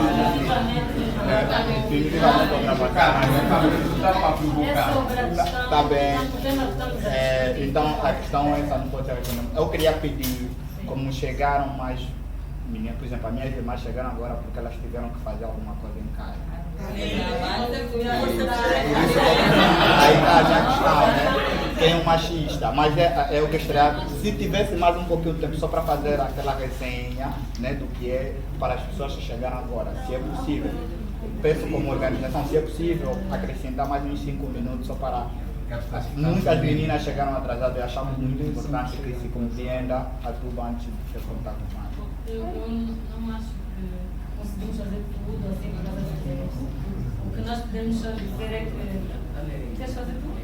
Eu sei, a única coisa o resumo que talvez possa fazer em relação ao tuba, eu sei que talvez chegaram atrasadas mesmo que deviam estar cozinhados, passar almoço. E é mesmo isso que nós estamos a falar sobre aqui, que perderam um momento de qualidade que talvez podiam absorver alguma coisa a mais, porque tinham que estar fazendo almoço. Quando estaríamos aqui, talvez teria questões a fazer e que seriam interessantes de se colocar. Então, o que nós estávamos a falar era sobre o trabalho de cuidado e como esse trabalho de cuidado é feito maioritariamente por mulheres e como isso acaba muitas das vezes prejudicando o desempenho das mulheres em outros setores sociais, setores profissionais, setores de educação. Nós falamos, por exemplo, de como a água, né? Demos o exemplo da água, podemos dar o exemplo da luz, a falta d'água afeta as mulheres no geral, afeta a todos, né? A água é um bem essencial para todos, mas como particularmente pode afetar as mulheres, porque nós sabemos que as mulheres são responsáveis para a manutenção desse bem em casa e muitas delas passam de 3 a 4 horas à procura d'água e como isso afeta, por exemplo, o desempenho na escola, no trabalho. E nós falamos também sobre como existem outros trabalhos de cuidado que são remunerados, como dentro do setor da saúde e da educação, professoras do ensino primário. E falamos também do trabalho não remunerado que é feito em casa, que é lavar, cozinhar e como essas tarefas são todas colocadas como se fossem só obrigatoriedade das mulheres. Falamos também de setores que o Estado podia subsidiar, como a implementação de projetos para se colocar em creches públicas em localidades, né, onde existam mulheres que são mães, e como essa falta de creches públicas afeta o desempenho das mulheres e como elas acabam por subsidiar o Estado, umas criando cooperativas, outras deixando de trabalhar para cuidar das crianças porque não têm onde deixar os filhos. Cuidar dos idosos, por exemplo, na falta de lares de terceira idade, como esse trabalho também é feito por mulheres. Cuidado de doentes, como esse trabalho também é feito por mulheres. Então, em suma, foi isso tudo que nós falamos aqui durante esse tempo todo e, infelizmente, lamento muito que não tenham acompanhado, porque estavam a fazer outras coisas, nós sabemos bem como é isso. Enquanto os homens estão aqui, estão a evoluir sempre. Sim, nós tentamos. Somos a maioria, mas o homem está sempre em frente. Por quê? Porque ficamos aí em casa a cuidar do quê? Dos trabalhos domésticos. Agora sim, jeito de fechar, né? Pronto. Não sei se Francisca quer dizer alguma coisa. E acho que podemos fechar com um ponto que é como é que todo esse trabalho e o cuidado essas crianças estão a ser cuidadas. Esses homens, né, os maridos que estão a ser cuidados e que vão para darem bem, para terem todo um ambiente que lhes permite realizar bem o seu trabalho. Como isso acaba por alimentar e contribuir para um desenvolvimento, de certa forma, né, da sociedade, sustentar aquilo que é a sociedade, os sistemas económicos, sistemas políticos, etc. E quem está a proporcionar isso é completamente invisibilizado. Então, eu acho que era um ponto bom para fechar. E agradecer o convite que foi feito ao Django para estar aqui. Obrigada à Cristina e à Francisca por terem mais uma vez nos acompanhado também em mais uma apresentação do Tuba e ficamos muito felizes. Leiam o Tuba, mulheres, leiam o Tuba, leiam o Tuba, aqui tem muita informação. Essa é a nossa publicação anual, nós temos, esta é a nossa 6ª edição, temos outras revistas de anos anteriores. É um trabalho que nós fazemos com muito sacrifício, mulheres que às vezes temos outros trabalhos, mas estamos voluntariamente a trabalhar para criar conteúdo e informação para as outras mulheres e para homens que também queiram se informar e refletir sobre os temas. Então, aconselhamos vivamente a ler. E nós podem procurar as nossas páginas também. Quem não nos conhece, quem nunca ouviu falar, temos no Facebook, Instagram, temos o nosso site também, Anjão Feminista, e lá podem encontrar todas as informações sobre nós. Realizamos às vezes encontros. Ainda não começamos este ano, mas vamos começar e vamos publicitar nas nossas redes sociais. Então são muito bem-vindas. Os encontros são para as mulheres, os encontros mensais. Nós temos atividades que são mesmo só para as mulheres. E então são muito bem-vindas e muito obrigada a todos e a todas por terem vindo.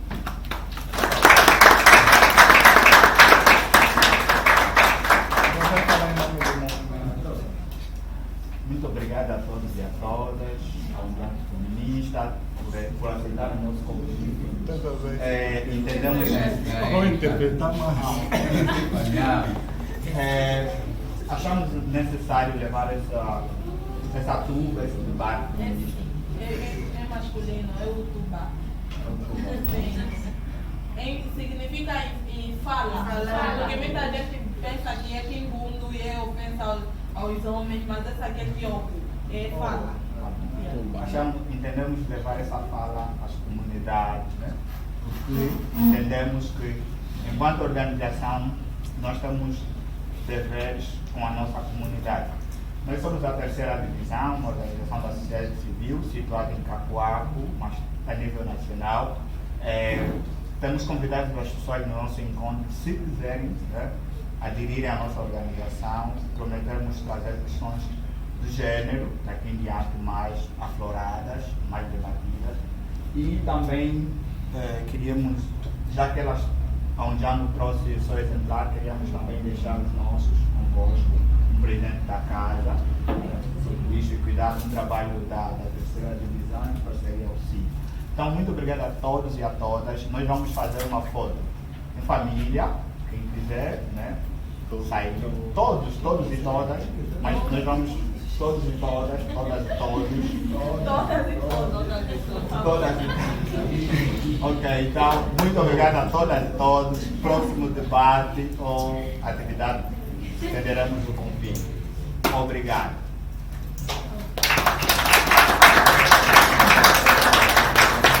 Eu queria saber se há alguma mulher que não tem lugar, porque eu vi que vieram novas pessoas. Eu fiz a questão de toda a mulher que entraram.